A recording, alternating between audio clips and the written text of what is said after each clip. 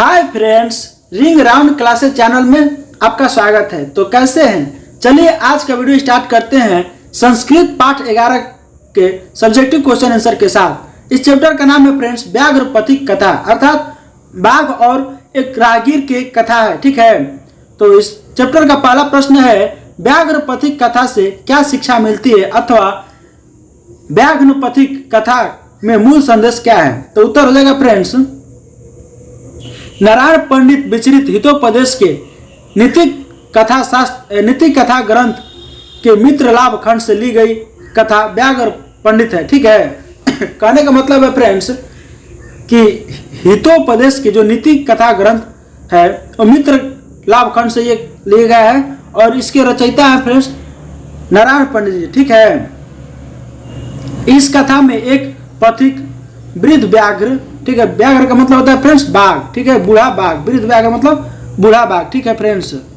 आप लोग इसको अच्छे से समझिएगा। बूढ़ा बाघ द्वारा दिए गए प्रलोभन में पड़ जाता है। एक पथिक है, अर्थात पथिक का मतलब होता है फ्रेंड्स राहगीर।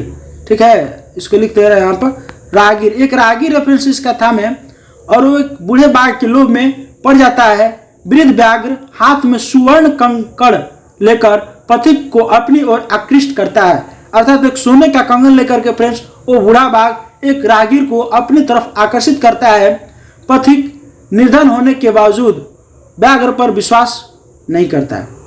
ठीक है, निर्धन होने के बावजूद व्याघ्र पर विश्वास नहीं करता। ठीक है, मतलब कि वो बाघ पर विश्वास नहीं करता, लेकिन फिर भी तब व्याघ्र द्वारा सटीक तर्क दिए जाने पर पथिक संतुष्ट होकर कंकड़ ले लेना उचित समझता है। ठीक है, एक बार वो कहता है तो बाघ की बातों पर वो ध्यान नहीं देता है फ्रेंड्स, लेकिन जब बाघ है फ्रेंड्स उसको और ज्यादा लालच दे करके उसको ये बात बोल रहा है, तब वो उसके लालच में पड़ जाता है फ्रेंड्स और उस सोने के कंगन को वो ले लेना ही उचित समझता है।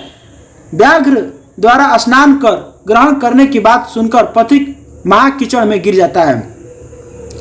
तो जो देखिए फ्रेंड्स, आपको कहानी हम बता दे रहे हैं कि इस कहानी में एक बूढ़ा बाघ रहता है। ठीक है, और वो बूढ़ा बाघ अब कमजोर हो चुका था, वो वंशहीन था, उसके कोई वंशज भी नहीं थे कब उसको कोई खाना ला करके दे, तो वो अब अपना शिकार करने में असमर्थ था। इसलिए उसने क्या किया, एक सोने का कंगन लेकर और एक नदी के किनारे बैठ गया और जाते हुए आते हुए राहगीर को लगा कहने कि जो भी इस नदी में स्नान करके आएगा हम उसको एक सोने का कंगन देंगे। ठीक है, अगर कोई नहीं मानता तो बूढ़ा बाघ ये भी कहता है कि अब तो मेरे हाथ के सारे नाखून कट गए हैं और पैर के सारे नाखून भी सर करके गल गया है, तो मैं अब शिकार करना छोड़ दिया हूँ, मैं अब पूजा पाठ वेद शास्त्र करता हूँ और मुझे अब तनिक भी मांस की इच्छा नहीं होती है, मैं बहुत अब निर्मल हूँ, अब अपने पापों का प्रायश्चित कर रहा हूँ। इस प्रकार से वो जो बाघ था फ्रेंड्स वो बाला फुसला करके किसी न किसी पथिक को रोज मार करके खा जाता था। एक दिन की कथा है एक पथिक के और एक बाघ के बीच की। ठीक है, तो वह बोलता है कि आप इस नदी में पहले स्नान करके आइए तो हम आपको इस सोने का कंगन देंगे। और वो जब नदी में स्नान करने जाता है फ्रेंड्स तो नदी नहीं बल्कि एक महाकीचड़ होता है और उसी कीचड़ में पथिक फंस जाता है। अपने आप को भागने की बहुत ज्यादा कोशिश भी करता है, लेकिन अब तो उस कीचड़ में फंस गया होता है फ्रेंड्स। ठीक है, अब उसका लाभ उठा करके बाघ उसको मार देता है, बाघ द्वारा मारा जाता है। और इस कथा से हमें यही शिक्षा मिलती है फ्रेंड्स कि नरभक्षी प्राणियों पर, ठीक है, नरभक्षी जो भी प्राणी है उन पर विश्वास नहीं करना चाहिए। कहने का मतलब है फ्रेंड्स कि अगर उस सोने के कंगन के लालच में नहीं पड़ता तो शायद नहीं मारा जाता, लेकिन वो जो नरभक्षी है फ्रेंड्स उस पर विश्वास कर लिया, क्योंकि हमें, ठीक है, अविश्वसनीय जीव पर कभी विश्वास नहीं करना चाहिए, जो ये सबसे बड़ा गलती किया। तो इसलिए हमें यही शिक्षा मिलती है फ्रेंड्स कि हमें कभी भी लालच नहीं करना चाहिए। ठीक है, क्योंकि लालच बुरी बला होती है फ्रेंड्स। अपनी किसी भी समस्या का समाधान ऐसे व्यक्ति द्वारा नजर आए तब उसके लोभ में नहीं फंसना चाहिए। ठीक है, अगला प्रश्न है व्याघ्र पथिक कथा के 5 वाक्यों में परिचय दे। उत्तर हो जाएगा फ्रेंड्स यह कथा नारायण पंडित द्वारा रचित प्रसिद्ध नीति कथा ग्रंथ हितोपदेश के प्रथम भाग मित्र लाभ खंड से लिया गया है। इस कथा में लोभाविष्ट व्यक्ति की दुर्दशा का निरूपण किया गया है कि लालची व्यक्ति की क्या दुर्दशा होती है, क्या स्थिति होती है। आज के समाज में छल कूद बहुत ज्यादा वातावरण में फ्रेंड्स विद्यमान है।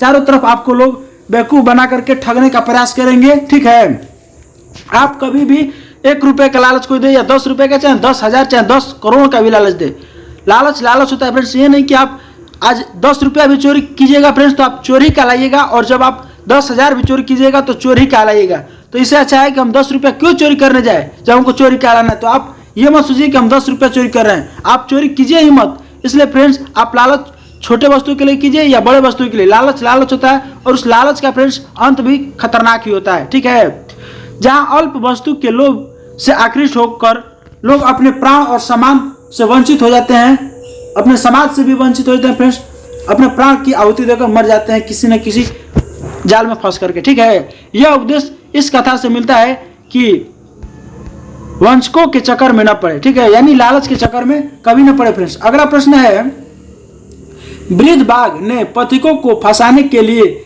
किस तरह से वेश रचाया था? तो वृद्ध बाघ ने पथिकों को फंसाने के लिए एक धार्मिक का वेश रचाया। उसने स्नान कर हाथ में कुश लेकर तालाब के किनारे पथिकों से बात कर उन्हें दान स्वरूप सोने का कंगन पाने का लालच दिया। ठीक है फ्रेंड्स, आप लोग को बहुत ही सरल भाषा में समझ में आ रहा होगा।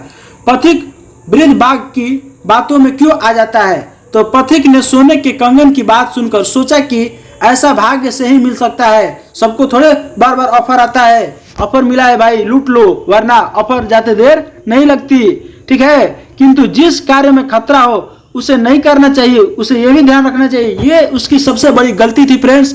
फिर लोभवश उसने सोचा कि धन कमाने के कार्य में खतरा तो होता ही है। इस तरह के लोभ से वशीभूत होकर बाघ की बातों में आ गया। ठीक है, अगला प्रश्न है फ्रेंड्स, वृद्ध बाघ पथिक को पकड़ने में कैसे सफल हुआ, अथवा बाघ ने पथिक को पकड़ने के लिए क्या चाल चली थी? तो उत्तर हो जाएगा फ्रेंड्स, वृद्ध बाघ ने एक धार्मिक का वेश रचकर, ठीक है, और तालाब के किनारे पथिक को सोने के कंगन लेने के लिए कहा। ठीक है, तब उस तालाब से अधिकाधिक कीचड़ था। उस तालाब में क्या था फ्रेंड्स? अधिक से अधिक मात्रा में कीचड़ था। एक लोभी पथिक उसकी बातों में आ जाता है सोने के कंगन लेने के लिए। बाघ ने लोभी पथिक से अर्थात लोभी राहगीर से उसको सोने के कंगन लेने से पहले तालाब में स्नान करने के लिए कहा कि जो इस तालाब में स्नान कर लेगा वही इस कंगन के योग्य बन जाएगा, और मैं उसी को यह कंगन दूंगा। जो स्नान नहीं करेगा मैं उसको कंगन नहीं दूंगा। उस बाघ की बात पर विश्वास कर जब पथिक तालाब में घुसा तो वह अत्यधिक कीचड़ में धंस गया और बाघ ने उसे पकड़ लिया। ठीक है फ्रेंड्स, और बाघ उसको पकड़ करके मारकर खा गया। ठीक है फ्रेंड्स, तो आप लोग समझ सकते हैं लालच बुरी बला होती है। पथिक को फंसाने के लिए वृद्ध बाघ ने क्या तर्क दिया? तो उत्तर हो जाएगा फ्रेंड्स, पथिक लोभी तथा चालाकी भी था। पथिक जो था वो लोभी भी था और चालाक भी था। ठीक है, उसे फंसाने के लिए वृद्ध बाघ ने कहा, मैं युवा अवस्था में अति हिंसक था, मतलब मैं बहुत क्रूर था, मैं बहुत ज्यादा लोगों को मांस खाता था, अनेक गायों और मनुष्यों का वध किया था। ठीक है, परिणाम स्वरूप मेरे पुत्र और पत्नी मर गए, अब मैं वंशहीन हूं। ठीक है, किसी धार्मिक व्यक्ति का उपदेश का पालन कर अब मैं स्वच्छ हृदय वाला दानी और गले हुए नख दंत वाला वृद्ध हूँ। ठीक है, मेरे अब नख और दंत जो गल गए हैं, मैं बहुत वृद्ध हो गया हूँ, अब मैं दान करता हूँ। और ठीक है, इसलिए मुझ पर विश्वास किया जा सकता है क्योंकि अब मैं मतलब कि क्या बोला जा सकता है, एक पूजा पाठ कर्म कांडी हो गया हूँ। ठीक है, मैं अब दान करता हूँ। अगला प्रश्न है फ्रेंड्स, धार्मिक व्यक्ति ने वृद्ध बाघ को क्या उपदेश दिया? तो उत्तर हो जाएगा फ्रेंड्स, वृद्ध बाघ अति दुराचारी था। ठीक है, युवावस्था में अनेक गायों और मनुष्यों के वध करने के पाप के कारण वह निसंतान और पत्नी विहीन हो गया था। तब एक धार्मिक व्यक्ति ने पाप मुक्त होने के लिए बाघ को उपदेश दिया और अब पाप पुण्य करे, इस प्रकार को उसको झूठी दिलासा दे रहा था। ठीक है फ्रेंड्स, पथिक को, और पथिक उसके बातों में फंस जाता है। अगला प्रश्न है, नारायण पंडित रचित व्याघ्र पथिक कथा पाठ के मूल उद्देश्य क्या है? ठीक है, इस कथा का फ्रेंड्स मूल उद्देश्य क्या है? तो उत्तर हो जाएगा, व्याघ्र पथिक कथा का मूल उद्देश्य यह है कि हिंसक जीव अपने स्वभाव को कभी नहीं छोड़ सकता फ्रेंड्स। इसलिए इस कथा के द्वारा नारायण पंडित हमें यह शिक्षा देते हैं कि दुष्टों की बातों पर लोभ में आकर विश्वास नहीं करना चाहिए, सोच समझकर ही काम करना चाहिए। इस कथा का उद्देश्य मनोरंजन के साथ व्यवहारिक ज्ञान देना है फ्रेंड्स। ठीक है, क्योंकि कोई भी अपना, ठीक है फ्रेंड्स, स्वभाव को नहीं छोड़ सकता है। अगला प्रश्न है, व्याघ्र पथिक कथा को संक्षेप में अपने शब्दों में लिखिए।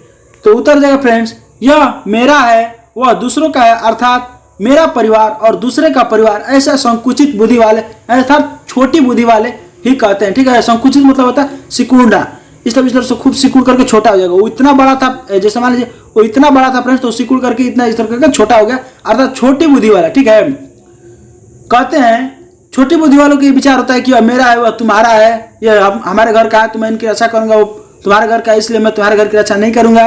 किंतु उदार चरित्र वाले जो होते हैं फ्रेंड्स, उदार विचार वाले जो होते हैं, ठीक है, वह तो पूरे संसार को ही अपना कुटुंब मानते हैं। अर्थात कुटुंब मतलब होता है फ्रेंड्स परिवार, अपने पूरे परिवार को ही, पूरे संसार को अपना परिवार मानते हैं। ये नहीं कि ये मेरा परिवार है तो ये सिर्फ मेरा परिवार है, सारा समाज को वे, पूरे संसार को वे अपना परिवार मानते हैं। यह भारत की भी नीति है फ्रेंड्स, भारत के सभी लोगों के अंदर एक दूसरे के प्रति सहानुभूति आपको देखने को मिल जाएगी और इस नीति से आज संसार में शांति स्थापित किया जा सकता है लोगों को अपना परिवार समझकर, नहीं तो लोग एक दूसरे को हानि कब तक पहुंचाएंगे। ठीक है फ्रेंड्स, इस चैप्टर में सिर्फ इतने ही प्रश्न थे जो मैंने आपको समझा दिए। अगर आपको यह वीडियो अच्छा लगा फ्रेंड्स तो आप इसे लाइक करें और अपने दोस्तों के साथ भी शेयर करें और इसी प्रकार की और भी वीडियो देखने के लिए फ्रेंड्स आप हमारे चैनल को सब्सक्राइब कर लें। मिलते हैं अगली वीडियो में, तब तक के लिए धन्यवाद।